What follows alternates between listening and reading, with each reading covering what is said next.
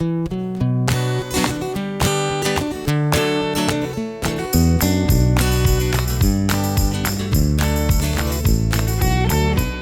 the Underpowered Hour. On this week's show, JLR News, Land Rover theft ring update, a tip-top tooltip all about 3D printing, and backed by popular demand, famous Land Rover Owner of the Week. And now, here's the show.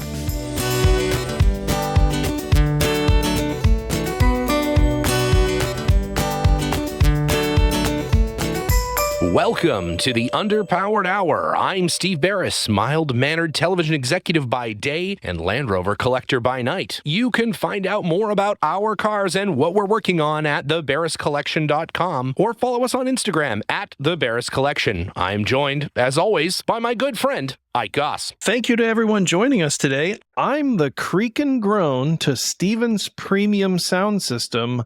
I'm the mechanical drone of podcasting, Ike Goss. I own and operate Pangle and 4x4 in Springfield, Oregon, where we live and breathe Land Rovers. Check us out online on Facebook, Instagram at Pangle and 4x4. Let's get started. All right, Ike. Well, this week in the news, some good news, some good Land Rover sales news for a change. We don't usually get to report good Land Rover sales news, as there's often none to be had. But this time, it looks like sales are actually up. Sales are up. Yeah. I guess this is what happens when you can make cars. You can sell them too. That's true. You can also sell those cars. I think they've had some challenges with various availability of goods, to build cars, and maybe that pressure is easing, and so they're able to sell cars. That's awesome. Well, again, as we talked about previously, the third shift in Slovakia, which I believe is done entirely by Vlado. I think he builds every Defender on the third shift. Wouldn't surprise me. That guy's very industrious. He is. He is a hard worker. I mean, I think that it's always good to hear good Land Rover news. It's been a little dire lately, with your good friend Terry Balleri leaving and the sort of interim CEO, trying to put things back on the rails, and sort of talk of maybe Tata's interested in selling JLR. I think it's good. It's good to see that she's back on the road and heading towards prosperity. Yeah, no, I think it's a long time coming, but it was on the horizon. They had a lot of orders, and I feel like their ability to build the cars was really the pinch point, the bottleneck, if you will. So once that is easing up, I think you'll start to see the sales increase. But shares of Tata also up. Yeah, which is amazing because Land Rover is a pretty small percentage of Tata's overall portfolio, but it's really a needle mover. Yeah, well, I think people recognize and love the brand, and I think it just gets them excited. Or maybe it's Mahindra and Tuk-Tuk sales are finally picking up as well. I don't know. It could be. You never know. Yeah, Mahindra and their battle with Jeep over their front grille. But it looks exactly like Jeep. It used to. They changed the grill pretty substantially. Is it? I haven't seen the new grill. Yeah, check it out. They changed the grill pretty substantially, and then Jeep's like, it's too similar, but it doesn't look anything like a Jeep anymore. It now is. It's just a Mercedes front grill. They just changed it to the front grill from a. And what are you going to do? Well, that's all right. They can't have any new ideas. They can just get an idea from someone else. They've just chosen a different spot now. So I want one of those little Mahindras. I think they'd be super cool. It's like buying a Willys Jeep, but not new, like brand turbo new diesel. Turbo diesel, yeah. And like I feel like they're pretty powerful. They got like little Dana 44s in them and stuff. 86-inch wheelbase, I want to say, something like that. Did they make a little D body kit for it though? That's the question. I see no reason why you couldn't get a little D body kit and put it on that. Just put it on my Mahindra. Yeah. That may be headed for one of those in the future. Grills, I think the grills are fairly detachable nowadays on those things. They're having to change them on a pretty regular basis. They're like, is this enough? Is this no? Is this enough? How about this? No. Yeah. Have you seen the video of the gentleman who is driving from somewhere in like upper Utah, like through the mountain and desert to Colorado or something in a child's mini Jeep? Oh, absolutely. It's 1,000 miles off road in the mini Jeep. In the mini Jeep, yeah. Every time I think of a Mahindra, I think of that guy, and I'm like, it seems like it would be fun, but then you see that guy going through just like waking hell. It's the overland equivalent of like the Dumb and Dumber guys on the little scooter. Yeah, on the CT90. Yeah, it is. It is very. It's not a CT90. It's smaller than that. It's like a 45. Yeah, but I think it literally is. It's one of the most punishing videos I've ever seen of this gentleman. And he's like 3 videos in now, and he's still not there because it like broke down halfway through, and then he had to take a break because he's an engineer on like tanker ships or something. And then when he came back, it was the winter, but he's like, no problem. I just got dropped off where I left off before I went to work. And now it's like minus 20 or something the whole time that he's going. And he's like, this is fine. It's good. We'll put a link to that in the show notes. If you haven't seen the 1,000 miles in a mini Jeep, it's overlanding in a Power Wheels or whatever. It's pretty fun. That's speaking of great web videos, there is another shop that is doing the Barbie, like the Barbie kids motorhome thing, like, for a, you get for your child. It's the little sort of like, run around motorhome that you put your feet through the bottom and like Flintstones pedal it. And they've turned it into like essentially an off-road sandrail, but they've kept all of the Barbie bodywork. Like it all fits inside of the Barbie car. So it's just this guy with a dirt bike helmet, like ripping around in a Barbie camper. It's pretty awesome. I have seen that. It looks incredibly dangerous. Mm-hmm. Oh, super. And like there's no anti-sway of any kind. So when it goes around a corner, it just like it turns almost completely over. And I think they nicknamed it the Paralyzer. Apparently, yeah, exactly. Yeah. I feel like that's what our off-road Miata is going to be like. Just a death trap. It's going to be great. Speaking of death trap, an update, if you will, on one of our favorite topics, the Land Rover theft ring, the Fast and Furious of Land Rover theft, if you will. Gone in 20 seconds. Gone in like, I don't know, 45 minutes. It's just like they get into it very quickly, but then it moves very slowly. But so what's the update on the Land Rover theft ring? Yeah, so this is the third Land Rover theft ring. There was one in Canada, one in Scotland, and then one in, I believe, Yorkshire. Oh, and then known for their pudding. No, one of my favorites. No, for their puddings, yeah. One of my favorites. And their Land Rover theft rings. So, apparently they'd stolen like 20 Land Rovers, like newer late model Land Rovers. Must be some particular thing that they're exploiting in the theft of these newer cars. Right. Like there must be something in the security that they're exploiting, because several of these theft rings have popped up targeting these specific vehicles. And another one has been busted. They at least they're catching these people. They're catching them. They're busting them, which is they busted the one in Canada. They busted the one in Yorkshire, and now all that's left is the one in Scotland, right? Well, the Scottish one is still at large. Scottish one's still at large, as far as I know. I haven't read an update on that, but they've caught these people. They've confiscated around about 20 cars, which they estimate their value around $1 million. Holy moly. That is amazing. It's a lot. We're going to have to visit the Scottish theft ring. Liza and I will be there we're going to be there over the summer at a wedding. And we're talking about having Vlado bring the Defender to us there in Scotland. And now I'm going to have to chain it up or something. Make sure that it doesn't get thefted. I'm going to buy that like safe that bolts in around your pedals. The pedal safe, and take my steering wheel off and bring it with me, and like the rear passenger tire, just bring it into the hotel room with me. Everybody over there is like, this is normal. This is just what you do. Yeah. You walk into the pub with your driver's side tire. That's just how you keep it safe, like a bicycle. Yeah, I love reading the magazines, and then like they talk about all the various anti-theft devices, various anchors that you can chain or bolt your vehicle or motorcycle to in your driveway. Like you remember that movie, the Batman, where he like turns the security on, turns and the shields on. It's like an armor plating that expands and covers the entire vehicle. That's what they need. That's what you need. I'm just going to fill the interior with sarin gas. That's my plan. Is smart. Just electrify it. Electrify it. It'd be cheaper to just fill it with cement. Just chip it out every time you needed to go. Every time you need to go somewhere, it's fine. That's no problem. It's less work. Speaking of filled with cement, back to our good friends at Tata. Apparently, they want to build an EV factory in the United Kingdom. Is that true?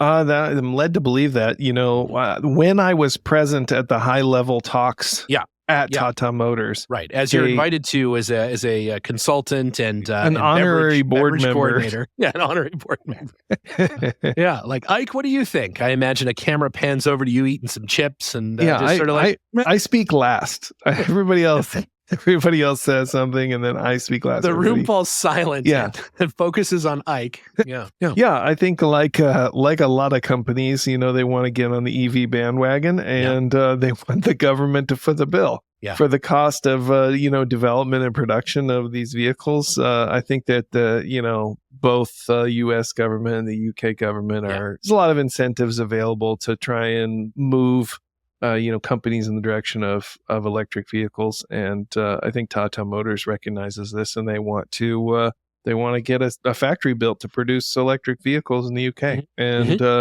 now, what's interesting is they're threatening, if their demands are not met, to move production of these vehicles to Spain. Oh my God! Yeah. So that's the corollary. So trying to get some outrage. Oh, Land Rovers, they can't be made in Spain. Little do they know, Land Rovers have been made in Spain for years under the Santana name brand. Right. And maybe they want to move it into the old Santana factory. Would the electric ones be all Santanas? Yeah, all Santanas. That'd be fun. Yeah, they have two Alpine windows, and they've got like a kind of a weird hood, and that'd be great. Yeah. Plastic scuttle vents, and maybe they could diminish the size of the signature panel for the EV. Electricidad Especial. I'd take it. I think that'd be cool, man. Yeah, I mean, it's a little spicier than the UK model. It's great. It's fantastic. Comes with castanets. Oh, that's fantastic. I'm obviously 25. There'll be the Defender and the Range Rover. All electrics, which I think is pretty cool. I'm excited about it. I'm looking forward to it. Have you ordered yours? Can you do that yet? You can't order them yet. No, you can't order them yet. I will though. I would. I have to say, after last week's chat with Mercedes, and now chatting with everybody online who said, "Listen, I also got to drive the Grenadier, but I've been sworn to secrecy." No less than like 6 people. I've been sworn to secrecy. I can't. Secrets in the UK. Secrets are important. Everybody likes their secrets there. But yeah, after that, I'm really thinking about putting in an Ineos order. You never know. You don't have an order in already? You don't have an order in already. I do have an order in a Cybertruck, if anybody's interested in that. Never coming out. But no, I don't have a Grenadier order in yet. I have done the, give them $100 to express your interest in placing an order at some point in the future. You can do that with me too. If you send me $100, you can express your interest in it. Funny you say that, because as you know, I'm buying another car from Linus because I make poor decisions, but Linus makes even poorer decisions. He does. And just to make sure that the AHC goes through and everything, I did send him $100 to signal my intent to buy his car. Nice. So there you go. But yeah, it's a great program. I mean, we should start doing that, right? We should start selling underpowered houred futures, invest now in shows that we might make in 2.5 years. Why not? This reminds me of a friend of mine in college. He wanted to start a very exclusive university doing some 3D rendering classes. So exclusive, in fact, that you had to submit $100 application fee. Oh yeah. And it was so exclusive that he just never actually accepted anyone. Yeah. Yeah. So there you go. Just goes to show you, So speaking of, on the workshop, how are things going up there at the ever reputable and now super clean Pangolin 4x4? Things are good. We're getting even more things set up and fixed in the new building. So I'm pretty excited about that. And we've rolled a couple of projects into the shop and a few even out of the shop, believe it or not. Yeah. So we had been working on a very original 107 station wagon and fitting the original 107 station wagon rear axle casing to that, which has integral shock mounts and so forth. Yep. So anyway, we're just trying to get that car, all of its correct components put back in it. Its original motor and reinstalled that. So that one's pretty well ready for the owner, I think. And then we've rolled another 107 wagon in. We've started to assemble a really nice 109 3-door soft top for a fellow in California. And that thing is really nice. The original galvanized chassis. So not that it was originally galvanized, but it's the original chassis and we've galvanized it. Galvanized, yeah. It's being finished in the Rover dark gray color. We just got the wheels back for that. Nice. Yeah. Oh, so nice. Such a nice color. I love that color. And are you painting the chassis or is it going to stay galvanized? No, it's going to stay galvanized. So high contrast on that car between the chassis and the bodywork. Oh. So I think it'll be nice. And then a soft top on that car and gray elephant hide seats. So be nice interior for that. So full restoration on that car. Sheridized fasteners. So the dark gray fasteners. I think it'll look really, really super nice. Disc brakes. It's going to be really sweet. So that's in the rolling chassis phase. So it's chassis, axles, drivetrain's already rebuilt. So bodywork's about to go on. And then we've got a BC, like a historical BC truck. We call it the saw truck. Truck. And it was a chainsaw demonstrator for the IEL company that made Pioneer chainsaws. And it has all these chainsaw stickers and decals all over it. Awesome. Super cool. So that thing is almost ready for a drivetrain. It's got the drivetrain removed, new wiring put in, switches, gauges, dash, all that stuff is done. So it should be running, I'm going to say, in a couple weeks. It's going to be sweet. That's awesome. Yeah. That's awesome. I like that truck a lot. I think that for some reason, old BC logging and logging paraphernalia trucks are like, it's super cool. They have a special place in my heart. I'm a big fan. For some reason, the BC timber industry just love Land Rovers and just leaving them out. Makes you want to break out in song. Man, it does. It really does. I'm a lumberjack and I'm okay. Have you ever heard the Canadian? I'm sure Dixon it may have performed the original. I'm not sure, but the Log Rider is a famous. This doesn't sound Canadian. Like a movie I want to see. Oh no, that came later. That came later. Dixon may have also been involved in that. I don't know, but the Log Rider is that's like a famous Canadian shanty that's like a logging shanty. It's worth a look up. A logging shanty. I'm not Googling the Log Rider. Logging no matter shanty. how much you ask me to. Log Rider, log shanty. No, I will not do it. Get in there. Don't go to the one for the 80s. That's don't click on that. That's a different thing. That's a different thing. But the cartoon is brilliant. And often in Canada, they couldn't sell all of the advertising time, and they needed to meet something called the Canadian Content Law, which is basically you have to have so much Canadian-made content on the air every day. So they would just put in like these like sea shanty cartoon things in between television shows just to like meet the minimum bar of enough content. Yeah. So we got those cars in. We're finishing up a Series 3. It's like on the 1 yard line. It's running, it's driving, it's fuel injected, disc brakes, a few other little niceties. Nice. Soft top, marine blue. Oh, Ooh, it's really nice. Limestone wheels, Michelin XCLs. It's really coming together. Looking like a really nice truck. So you got all the little plasticky, pluggy things for the dash, all the tiny 400,000 plastic pluggy things. Yeah, for a Series 3 dash. Might be the last Series 3 that Pangolin 4x4 does. You've exhausted all your tiny plastic pluggies. I had at one time a lot of new old stock lower dashes for Series 3s, and I should never have sold them all, but I sold all of them, and I think I have maybe one left. So I have some dash tops too. But I need a dash top actually. Well, have I got your next Christmas present? It's headed your way. I've got a little bit of a crack. Do you have vents? Do you have top vents, dash vents for Series 3? Let's not get greedy here. No, how about a starter? I already got the starter. That's fine. That's good now. Yeah, at some point I've got to pull my my Series 3 apart. It's next. It's one of the next up projects before summer is to de-roof the Series 3 and move it over to the soft top, as it is now too hot on the planet Earth to have a hard top Land Rover in Southern California. So it's going to go over to the soft top. I'll get that going and start to clear room down here for the Dream Machine to come back from the East Coast. It's with our good friend Trevor out on the East Coast there in Pennsylvania. And he's working hard on getting a brand new motor put into it because Rebelling It did in a motor in that car. So brand new block with brand new high performance Land Rover V8 block. The only one we could find in the whole world happened to be at a high performance tuning shop. And so, here I thought they were all low performance engines. Well, I think this is just higher performance. I mean, I think it's a matter of perspective, Yeah, didn't they famously detune the Rover V8 like very substantially to install it in Land Rovers? From the source Buick blueprint. Mm-hmm. Yeah, I believe that's true. And especially the stage one, they actually fitted like restrictors in it because they're like, no, that's going to be way too much power. No, too much power for this car. 110 horsepower. No.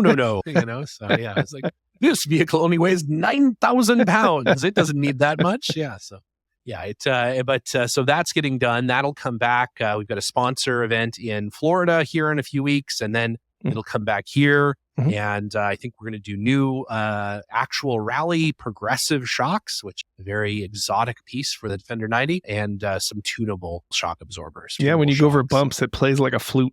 Yeah. It just doesn't get annoying at all. Doesn't get annoying at all. You can tune it, though. Yeah, you can tune it. You can get it to be like a G, or you can have like a C sharp, whatever you want. Mhm. Whatever you want. It can be Perfect. It's very nice. Just a little hoot as you go. Perfect. Over. So this is your upcoming workshop update. This is the upcoming workshop, and then it's getting shipped up to you for Jenna to do the motor break-in, because it'll need about 1,000 miles on it and a couple of oil changes and things. And you will, of course, be fabricating an additional fuel tank for it, because now with the new higher performance motor, it gets even less miles per gallon.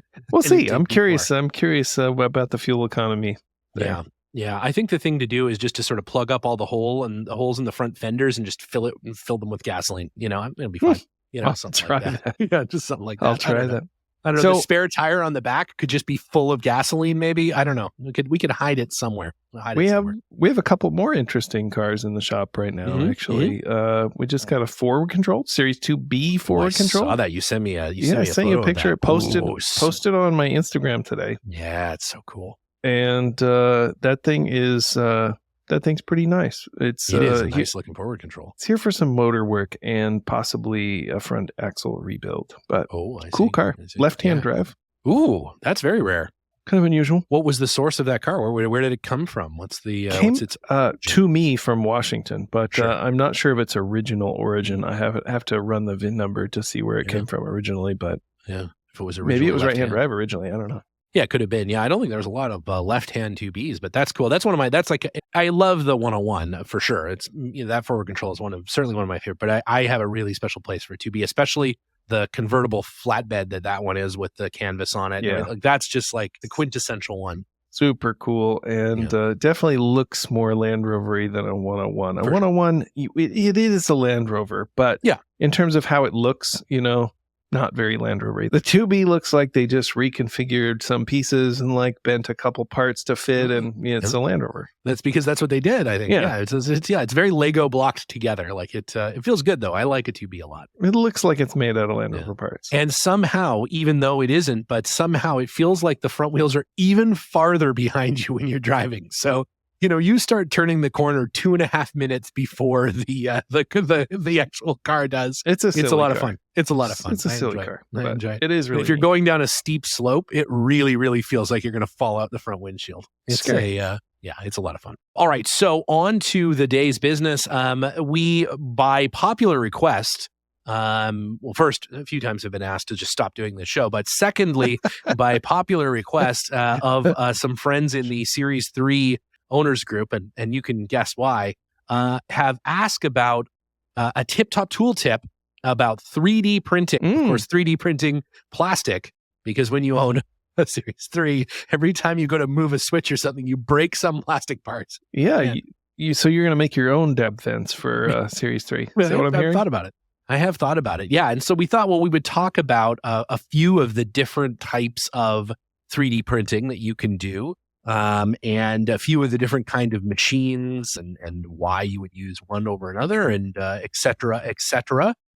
So there are sort of there's 100,000 different types of 3D printers and things out there, and all that sort of business. But the few that we are really concerned about are the FDM printers and the SLA printers. So FDM printers are ones that use like a hot glue gun, is a real easy way. They're like a CNC hot glue gun. They have a long, roll of plastic that is a particular size. There's, 1.7 millimeter and 3 millimeter. And it basically really just kind of pushes it through like a hot glue gun through a little hot end, and then CNC draws layer by layer onto a print bed. And of course, it's 1,000 times more complicated than that, but it's kind of at the end of the day sort of what it's doing. And because it's building layer by layer, you can make all this crazy geometry that would be impossible in some cases to mill or something. You couldn't subtractively manufacture some of the things that you can do with 3D printing. That being said, you don't really need to do that for your Land Rover. There's nothing for the Land Rover that wasn't injection molded or wasn't done some other way, but it is pretty cool. It's a really inexpensive way to get into 3D printing. You don't need to buy a super, super expensive one. The one that I like is an entry level one is the TAZ, which is like a sort of open format one. And we'll have a link to it in the description, but it's pretty easy, pretty inexpensive, and lets you kind of get off in printing and rolling along. Our good friend Joe from Lost Cause Ranch has a little 3D printer set up, and he's actually been working on this LS-driven Defender that he's building. And one of the things that he was doing was mocking up different pulleys to hold his alternator, because he's got this very interesting engine bay configuration, because it's obviously they don't make a pulley set to put it in a Land Rover, coincidentally. And so he was able to mock up a few different things, and we certainly use it on the rally car to mount things to the car, little fire extinguisher brackets and things that would be either very time consuming to machine, or again, would have some kind of crazy geometry that makes it really hard.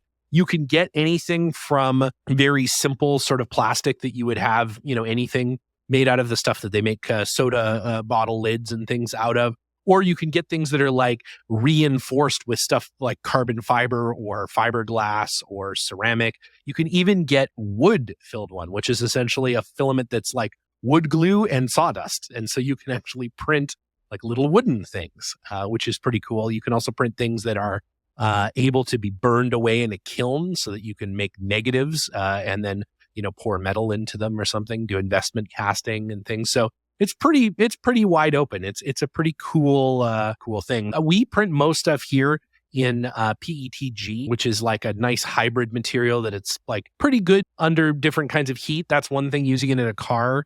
You printed it with a hot thing, and so if it gets too hot, it will just melt and deform. So unless you're using something that's filled with some kind of strengthening agent, you might end up with making something that then sits on your dash, and as soon as you have a hot day, it just kind of burps into a little puddle.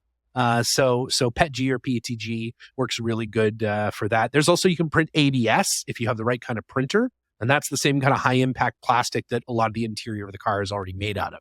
So if you wanted to make something that's, very close to what is already in there, you can actually print it ABS, but you do need a special kind of printer and you need to vent it and stuff, because ABS is toxic when you not good melt for you. It. Not super good to just like sit and inhale that.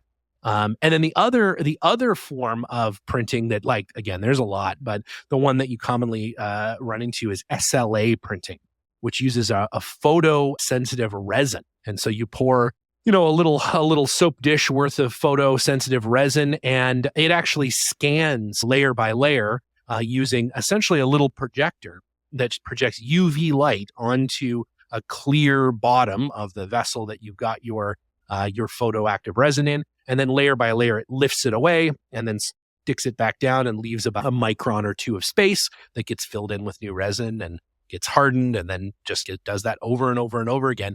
And that makes parts that are like super smooth. They work really good if, a lot of props shops and things, they'll make things out of that because it's almost ready to go. You don't need to sand it. It looks pretty good right out of the printer. And you can make super intricate, tiny little things because you're not bound by the thickness of the extruder that you're using in your hot glue gun style one, in your PLA one. You're using essentially as narrow a little band of light as you can get. So you end up with this really, really, really fine detail. A lot higher resolution on those. Super right? high resolution. And in that stuff, you can get a lot of crazy materials too. You can get flexible resins, which is also true of the extrusion printers, but you can get flexible resins. You can get super hard ones. You can get ones that mimic sort of the properties of like a nylon so that they're, pretty slippery and things like that. And usually a very big resin printer is quite expensive, but you can get little ones now for a few $100s. And it's a great way to, mock up little things inside the car, or to, make those little plugs, those little fillers and stuff that don't actually have to have any mechanical strength. They just need to be, look like the right satin black and plug them in, where you're missing an optional switch in the center console of your Series 3, maybe those little mushroom cap ones. You can print them and pop them in there, and they're almost indistinguishable from the actual factory part. You can make, and I've made with my extrusion printers, the little bushings that go into the hoods of the Defender. Yeah. Mm-hmm. And you can make them out of a really high filled either ceramic or fiberglass material, and they are 50 times stronger than the originals. And you can make them with something that has like the mechanical property of like a fiberglass part, but has the material slickness property of something that's made of nylon. So they're very slippery, but also super strong. And so, you can do little things like that, and parts that just are impossible to find now or would be way too expensive, or maybe you want to have something that has a factory look to it, but it has some other function. A lot of people, the ashtray in the middle of the dash of the Defender, people will switch that out to a little phone holder or something like that. And it's really cool. I'm a huge fan. I think it's a neat way to prototype. It's a neat way to make little, limited use sort of things. It's great to make for, stuff around the shop. You can make, we have all kinds of jigs, and, we have, centering cones for, rebuilding hubs and stuff that are all 3D printed, that fit the cars exactly, and all that sort of stuff. And so it's kind of a neat thing to have. It's a really useful tool, and you can get, we have a very industrial grade, super expensive, giant, sort of commercial printer, but you can get into it for a couple $100. Now, the corollary to this is software, right? So what are some good software resources for people that want to get into 3D printing? Maybe you don't have a lot of like modeling experience or 3D drawing experience. Talk to us a little bit about that. The one that I use and like and suggest that everybody gets, because it's free and super powerful, is Autodesk's Fusion 360. And what it does is it takes the Autodesk environment, which if you're familiar with AutoCAD or any of their other products, they have like a pretty regimented way of doing drawing. And it allows you to do a 2D drawing and then extrude that out into a 3D part, and then do additional 3D drawings on different surfaces and extrude those. So it's a really nice way to not have to sort of learn 3D sculpting kind of to get the part that you want, but instead you can start with, because I start by, same as everybody, right? Does a little, cardboard aided drafting by going up to the thing and sort of sticking a piece of cardboard and getting in, and then getting measurements and things off that. And you can transfer that 1-to-1 into Fusion really easily, and it doesn't take very long to learn how to do that. And then you can take that to the sort of next level by extruding it into 3D, and then you can kind of shape and carve and, do things that you would need to do to make it a 3D part. And once you've kind of mastered that basic sort of like make a drawing, make it 3D, make a part out of it, then getting to the next stage of actually drawing it in sort of 3D or modeling it in 3D becomes a little less of a learning curve. So you don't have to sort of like, on day one, here's how I make a fully realized swivel ball housing, all in 3D. You can start very simple with just sort of like, and I always start with, basic little projects like, how would I make a ring that goes around the outside of the mating surface of something so that when I'm putting a sealant around it or something, it doesn't ooze over or something while it's drying or whatever. We do a lot of laser cutting of gaskets, cork gaskets and stuff like that. So we do a ton of like patterning things in 2D, and it's really easy. And it's what's called parametric drafting, which means that you set parameters for things. So I can have this hole, and I need it to always be this far away from this hole, no matter how big I make this part or how I change the outside edges, and it will keep that reference. And you can say, I always need this hole to be X amount of distance from this edge. No matter where that edge moves, that hole will move with it. And it just makes it so that as you're iterating through things, and certainly I'll print something and go to put it on, and like, this thing is like, I'm 2 millimeters too short for that. And you'll go and you'll update your drawing, and everything will sort of, follow along with those sort of base measurements that are correct. You can kind of pivot things around them, which is really cool. And it isn't that hard to learn. There's tons of online resources on how to use it. And once you've learned the basics of Fusion, then you can go and you can use it to laser cut things. You can use it to CNC plasma cut things. We are just starting to do that here now, where we can actually plasma cut our own stuff. And it's all the same stuff. It's all basically, you've learned how to do the drafting. You've learned how to make it 3D. You've learned how to make it a 2D pattern. You've learned how to, and it's all sort of right inside of the software. I really like it. I think if you're going to do it, it's sort of the right one to learn how to do. There are other ones out there. There's all kinds of different 3D CAD programs, but there's a ton of resources available for Fusion. It's free, and it can be used for all kinds of things, not just 3D printing. We'll put notes to that in the show notes, and maybe at some point I'll do a tooltip video, just kind of walking through the, from this gasket that's destroyed to this gasket that's made out of cork.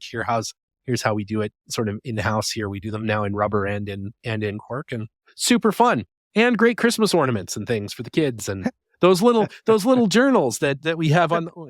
these little journals that we have on the store. These are all laser etched here in shop. So there you go. If That's like what, the third batch of those that you've made? Those things are super popular. People love those things. I think we're sold out right now. I got to make some more, but the little journal is perfect, and it comes pre-filled with a bunch of things that are probably wrong with your Land Rover. So they're ready to go. To-do list. Yeah, look at that. There's a cardboard template right there. This happens to be a laser cut cardboard template that then would get plasma cut out of aluminum, but there you go. This is actually one of my little notebooks with all the different things in it. So. Yeah, I mean, it's just kind of a neat thing to have if you're thinking about getting into more manufacturing in-house. You can do it on a really, really inexpensive scale. Now, for a few $100s, you can print in 3D. For maybe a few $100s more, you can start to cut with a laser. For maybe a couple $1,000s, you can cut with plasma. It really is. Milling machines are even coming down. You can get a full 3-dimensional CNC milling machine for $5,000 now, which is insane considering a Haas costs, $70,000, $80,000 just to start. And like they go up to, more than $1 million. And yet their Formula One team just can't get out of the middle of the pack, no matter how much Gina Haas wants them to. They just can't. They just can't do it. But yeah, take a look around the internet at different 3D manufacturing stuff. Maybe look at the log riders while you're there, just, passing by. Don't Google it. Yeah, it's good stuff, though. It's good stuff. How about you guys? Have you, I know you guys do a ton of laser and plasma out of house, but you guys thinking about getting a little 3D printer? I haven't really. We have like a CNC laser cutter that I don't use often enough. But I don't know. I just haven't got on the bandwagon. Maybe your how-to video will push me over the edge, and I'll get on that. I'll start doing it. But Jenna teaches CAD, so I've been really reluctant to learn because I'm just like, oh, can you draw this up? And instantly. It's like, before you even hand it to her, it's already drawn. It's amazing. Already drawn. It's amazing. It's amazing. That's incredible. Been very reluctant, but I think it'll happen. Happen. There's always a need for making new things. So. And I like new things. So. And flat pattern stuff, it's a great way to start. Just make flat things and punch super accurate holes in them. And, it's super accurate holes in the wrong place. Super accurate holes in the wrong place. This is exactly 5 millimeters, and it is 2.5 millimeters too far to the left. So exactly. That's my whole life. They're just wrong because the measurement was wrong in the first place. And I'm not good at measuring. That hurts. That's my old adage, measure twice, cut wrong. So, that's how I do it. So speaking of cutting wrong, over there on the old Underpowered Hour Facebook group, the most popular destination on the internet, without question. I think absolutely. That's many years running now. And there's been some fun. Speaking of 101 forward controls, there's been some fun stuff happening up there. There's a forward control, a 101, that's crossing a river. That's somebody posted on an expedition. I don't know if you've seen this yet, but on the Underpowered Hour Facebook group, there's a gentleman who's like, this is me driving, on some expedition. Super cool. So is that Stuart Cook? Is that might be? I don't remember who exactly posted it, but it's pretty neat. It is. Yeah, that's Stuart Cook that posted that. And it is. It's so cool. I mean, things like that, using Land Rovers in their intended way back in the day, photos like that, we absolutely love to see that stuff. And I think that's why it's so much fun to go and explore the community, and certainly lots of interesting comments again on the Grenadier and people who are interested in it. I'm really interested. We should start a list of people who are on the list to get one and start to actually see how big that community is. I mean, as the president of the North American Grenadier Club, I feel like you probably already got that going, but it's true. We talk about it on our other podcast. Let me out the Grenadiers podcast. Then that's right. Yeah, that's good. That you and Bob Ives do secretly. I hear it's great. It's really nice. Bob and I do a good job. But if you have some interesting stories about the Grenadier, about your 101 forward control, about your mom's 101 forward control, post them up there on the Facebook group. We love both Ike and I to jump in there. Liza, Jenna, Linus, the whole gang. We're on there all the time and are checking in on the status of everyone's ill-begotten projects. We're going to post a bunch of stuff in there exclusive from some of the things we're doing coming up. Ike and Linus and Jenna and Kuma, as well as Ike and I later on in Greek Peak at the... I got a note from Bob Steele saying that John and I are on the podcast committee. I didn't realize I signed up for any committees, but yet here we are. I'm going to give John a call tomorrow. Figure out what that means, but it's going to be great. The Hot Stove Lounge, we'll bring it back. We'll bring back the the podcast lounge there at the Greek Peak event. It'll be fantastic. Make sure you stop by there and pick yourself up, I don't know, in a self-addressed stamped envelope from each one of us, say hand lettered to Pueblo, Colorado. Pueblo, Colorado. So finally, everyone's probably favorite segment. We have not done this one in quite a while. I have to say. It's been a minute. It's a dereliction of duty when it comes to the famous Land Rover Owner of the Week. That's right, it's back. And we have a really super exciting individual today, a good friend and a good, amazing filmmaker, Taika Waititi, who is known for directing the Thor movies, for directing some of The Mandalorian, for being in films and being hilarious. Of course, I think one of his very first things was What We Do in the Shadows, the vampire mockumentary, which is now a series. So good. It's absolutely hilarious with Jermaine Clements and the rest of the New Zealand crew there. Super funny. And he is the proud owner of a Range Rover Vogue, which I know it feels like cheating when we pick somebody with a celebrity with a Range Rover, because that could be any celebrity, but he is very fond of his Range Rover. In fact, he's done some videos about it, and in his clever way, he's a big fan of the brand as well. I imagine in New Zealand, there's a Range Rover or two, certainly a Land Rover or two over there, and it's pretty cool. I think it's a quirky vehicle. It's a quirky color. It's he's a quirky guy. It makes sense. It's the vehicular equivalent of Taika Waititi. Yeah. There can be no more perfect vehicle for that gentleman. It's true. And it's a Vogue. We don't get Vogues here, which is too bad. That's the super fancy. Is it like the Vogue isn't an autobiography? Probably not. Probably not related. It's a collaboration with Vogue magazine. Mm-hmm. That's what I like to think that's what it is. I don't think so. Anna Winters in the Vogue magazine. Is it Anna Winters? Is she the Vogue magazine? Couldn't say. I don't know. Yeah. Not a subscriber. No? Really? No. Gentleman's Quarterly instead. Yeah. Which there's I think one of our famous Land Rover owning friends is on the cover of this next issue. Oh, well, there you go. Mr. Momoa. Oh, yeah. He owns a number of Land Rovers. He does. Yeah. Some of them running. And, which is great. Have you managed to get all of the bed bugs out of the buffalo fur from the seat from his motorcycle? No, they're preserved. I sold to some weird guy on Instagram. That's fantastic. Momoa brand buffalo hide. All right. Well, on that note, it is time to wrap up the show. We've got to get the buffalo motorcycle seat all combed out and ready for the weekend. And we've got to start, cleaning up around here, getting ready for what is going to be an exciting month and a half of travel and events. And it's going to be crazy. Oh, my goodness, it will be crazy. So we think we have a plan to bring you quality Land Rover content week after week through this absence of people all over the world. But we appreciate you as always. But at any rate, it has been a slice as always. Head on over to the Facebook group, jump up onto the shop, get yourself some tiny Ike stickers.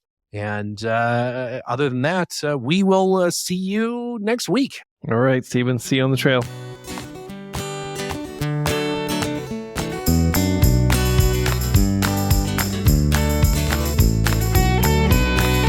The Underpowered Hour is produced by Liza Barris, Ike Goss, and me, Steve Barris. Pavel Svardov composed and performed our theme music. Consider supporting the show on Patreon, and if you already do, thank you. Your support makes the show possible. For even more, check out our Instagram or Facebook.